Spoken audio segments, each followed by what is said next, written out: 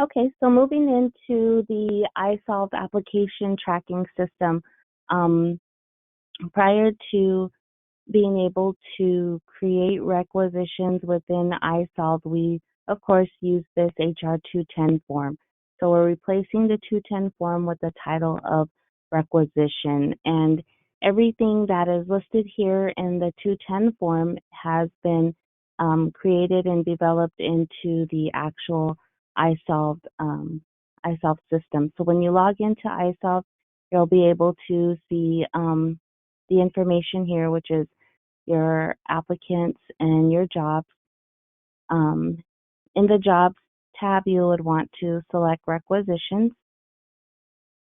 And when you do that, it'll pop up these additional tabs here that are the same. You may not see all these tabs, but again, you're mainly looking at the requisitions and the job listings as a hiring manager. So in requisitions for your positions, you will be able to see the job title, the date that it was initiated, who initiated the requisition, and the current status, if it's approved or pending or in process, and then, of course, the requisition ID number. So these are the new sequence of numbers that we're using prior to the HR 210 numbers, or instead of the HR 210 numbers. My apologies. So to create a requisition, you're going to go into the right side of the screen here where it says New Job Requisition. You would select that, and then it's going to ask you for a job template. And the job template is simply the job title. So whichever job title that you're looking for, it is already built into the system here. So if you do not find your job title, you could always contact your HR specialist. But for the most part, they are all here. And then you're going to select the requisition form. So for the requisition form, it's either going to be a cost shared funded position, or it could be a grant funded position. It could be a healthcare 210 or a tribal funded position. So with the accounting clerk, I'm just going to go ahead and select the tribal. For the number of positions, you'll always put one. For the department, if you select that, it'll show you the areas. So you'll just select your department. And then here in the job description, you can review this. Again, this is how it shows to the job boards, but basically just showing the minimum qualifications, the full job descriptions there.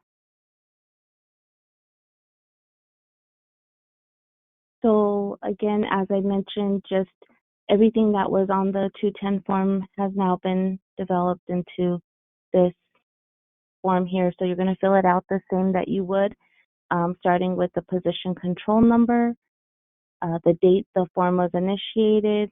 I'll just select this. Your workers' comp code description,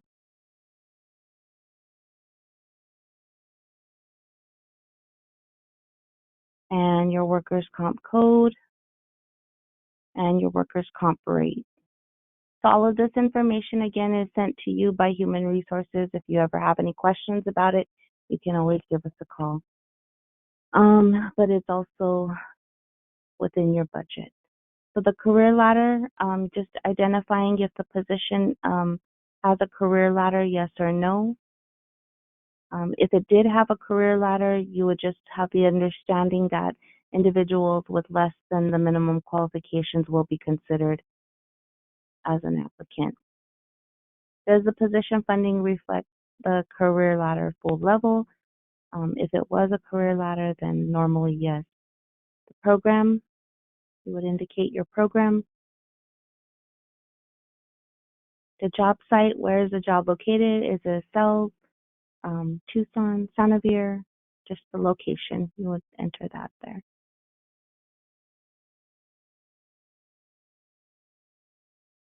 For the account numbers, you're going to use the same format. So you're going to put the account number slash the percentage.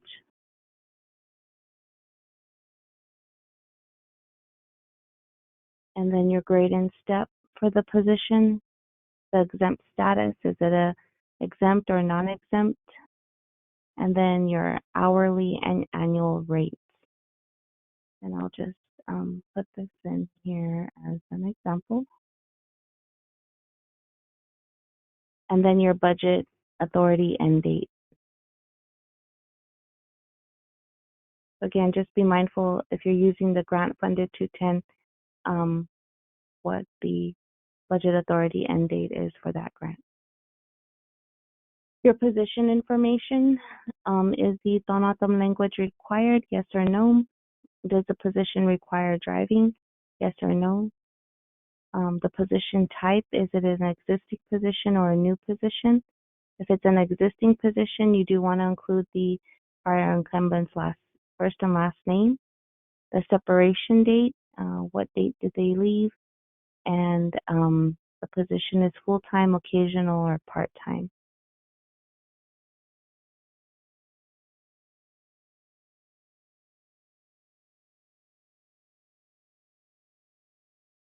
Also, if you want to fill the position on an interim basis, yes or no. Please be mindful that you can fill the position interim and still advertise the position while it's being filled. So, for instance, if you wanted to put a detail but also advertise for 10 days, that's fine. Does the position require a scheduled shift? Yes or no? Does the position require on-call or standby? Yes or no? The daily schedule for the position.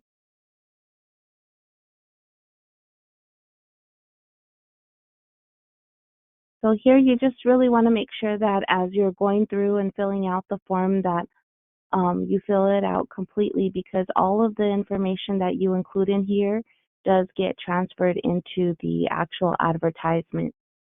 Um, so when it goes out into Indeed or some of the other job boards, they're going to pick up that it's, a daily schedule of 8 to 5. And people will be able to search that when they're searching for their jobs, job hunting. The days of the week, you would just indicate those.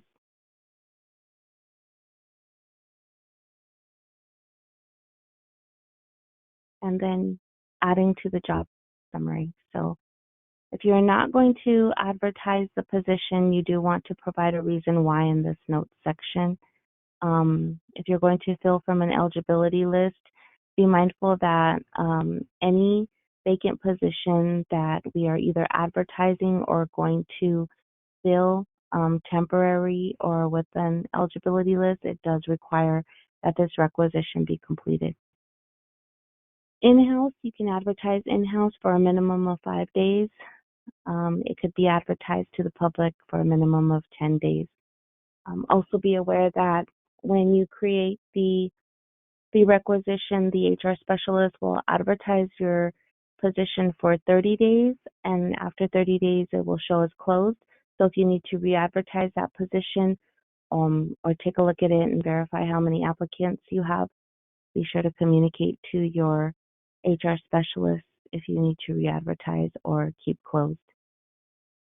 And then open continuous, that's for law enforcement only, and also some healthcare positions. If you had any notes regarding the requisition and maybe any of the funding, you could also put that in here. So the requisition does follow the same process as far as the approvers go, starting with whomever is creating the requisition, starting to be approved by the supervisor manager of the position, then to the director, executive director. And I'll just select these names as an example. But again, if it's a tribal funded position, then it will go to budget office. And when you scroll down, the names for your departments will be listed there, but also budget office is a selection. And then HR would be your HR specialist, and I'll just use Francella as an example. Again, if it's a cost share funded 210, of course, it's going to go to grants and budgets. So you would also select grant contract.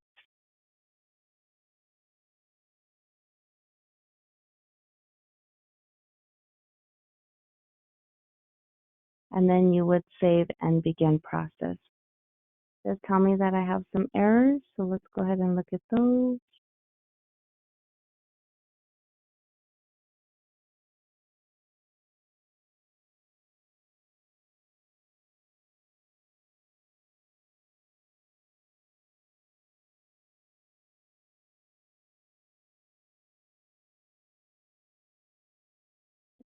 Yeah.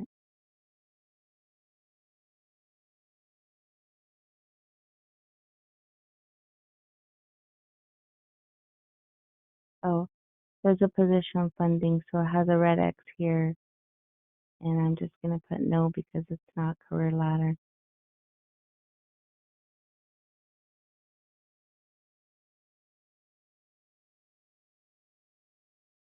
Okay, so we've created a requisition, and as you can see here, the title, the date that it was created, who created it, and the process. So you see if it's pending, where it's pending, and the follow-up can be done there.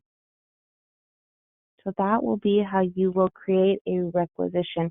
Once it's approved, then the HR specialist will then move to add it to the job listing.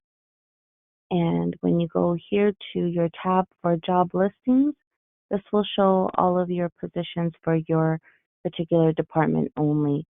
As an administrator, I am seeing all of them, but you have the job title, you have the start date, which means the date that it was started the advertisement, the end date, um, and then also showing the number of applications. Just be mindful that although it shows a number of applications, and when you go in to view that application here, and you're selecting view applicants, if nothing shows up, it could be that the applicant did not qualify, meaning they did not meet the basic qualifying questions, or their application, they didn't complete it, so they may have started it and not completed it. This black ribbon here, you can filter these, so you can filter them by the start date, the end date by clicking on those. So you see when we change it, it changes to those that are closed, and again, any applicants you'll be able to see.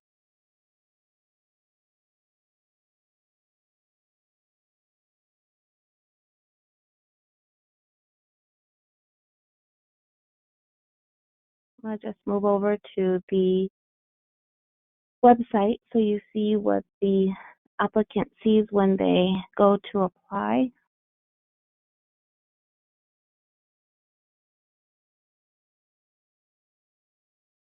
So when they visit our website, just as an example, and they go to apply online, they are able to see our full job listings, all of the job listings that we have here. They're able to filter those jobs, where they're looking for a position or the job title. Again, with filling out the requisition, you want to make sure that your job titles match what is on your budget. Again, because all of that information carries over to here. They can also sign up for job alerts. They can create a profile and log in.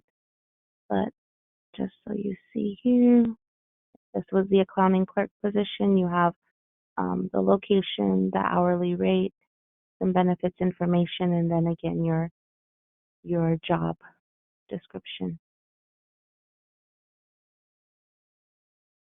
And they would be able to do a quick 3-minute application, filling this out and applying for the position.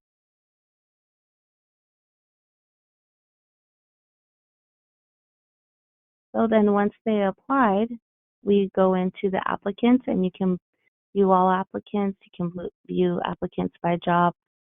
And when you select the applicant, this is what it looks like. So you have their name information here, the position that they applied for.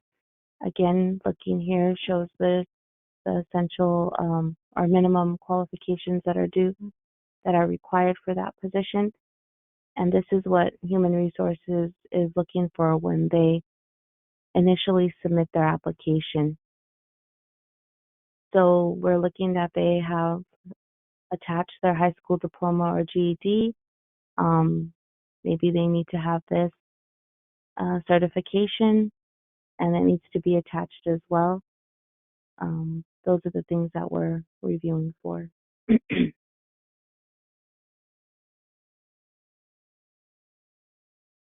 in here, on this tab, you can see a summary, and it's pretty much everything as far as their employment history, their education, their attached documents, references if any were listed, job questions, again, the basic qualifying questions, and how they answered those, and additional questions as well. But if you wanted to view it one by one, you would just click on each of the tabs, and it takes you right to that particular information. The neat thing about here, when they attach a document, you have the availability to preview it. So if this was their resume, you would have a quick preview.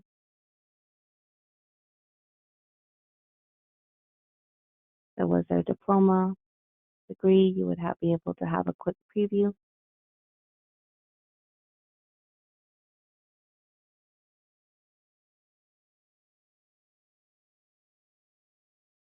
Again, references if they had any, and additional questions answered. So when you're looking at this, you do want to pay close attention to the statuses. As you can see here, it says application status in the review phase, and this app is currently incomplete. Again, HR is ensuring that they've submitted all of their documentation to be qualified for that position and the review. So that's the initial step that we have.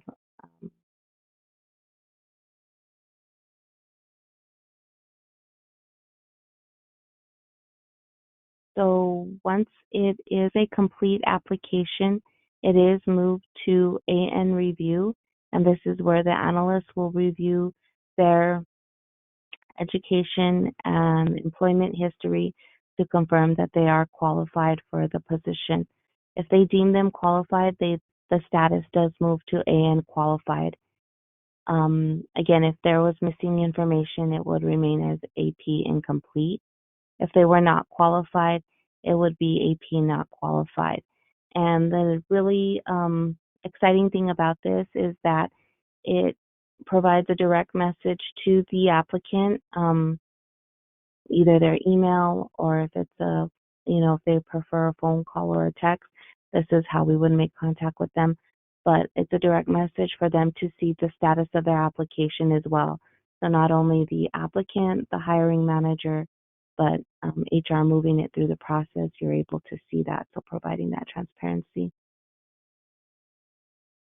If the individual was qualified, and you're reviewing your job title, and you see that there are 3 that say AN qualified, maybe 3 to 5, and you want to consider closing the position and moving to interview, at that point you will make contact with your HR specialist, notifying to close the position, and then move forward with interviews.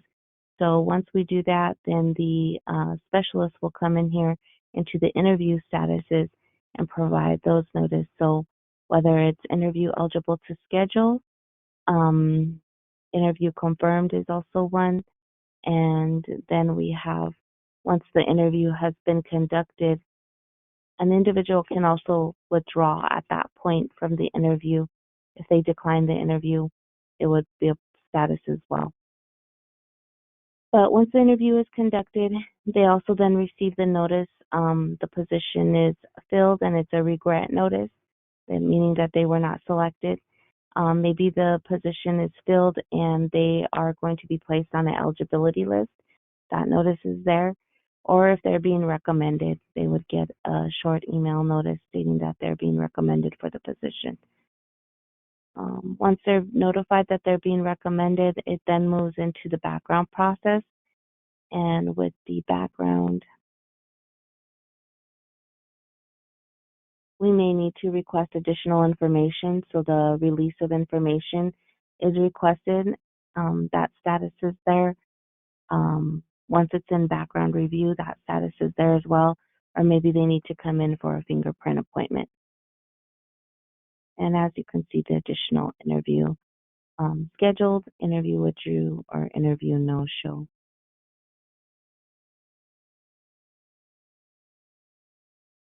Once the background is complete, we then move to notify the department, hiring manager, and confirm that an offer can be made.